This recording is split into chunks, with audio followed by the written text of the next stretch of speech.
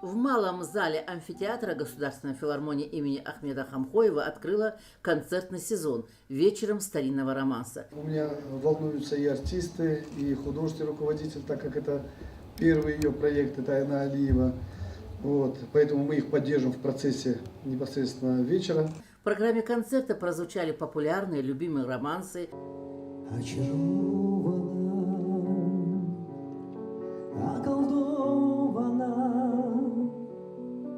С ветром в поле когда-то повенчана. Директор филармонии Руслан Куштов отметил, что к этому сезону творческий коллектив подготовит ряд интересных, оригинальных программ для своего зрителя. Я их раньше прослушал, кто каким голосом обладает, у кого какие данные.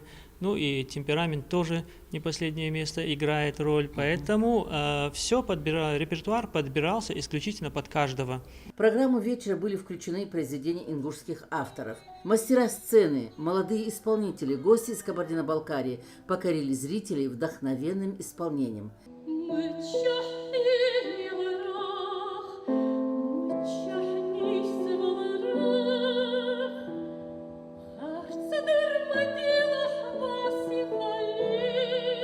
Мне очень-очень давно хотелось исполнить его.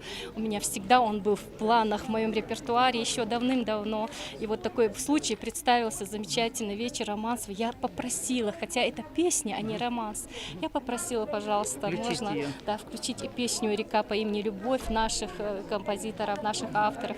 Вот, ну, вальс Ахмеда Хамхоева, он, конечно, незабываемый. Завершая открытие сезона, выступил председатель правительства Республики Ингушетия Владимир Сластенин. Может быть, этим самым концертом мы сегодня положим возрождение действительно филармонии. Ведь культура города определяется наличием филармонии.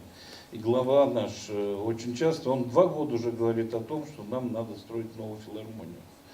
И сегодня мы знаем, что у нас это в планах, в проектах. Да, придется немного потерпеть, где-то 2-3 года, но планы очень серьезные у главы есть. И надо вот то, что сегодня мы услышали, увидели, и то, что сегодня молодежь принимает участие, это сохранить. Хава Абадиева, Магомед Нальгиев, Мадина Марзиева, Вести, Ингушетия.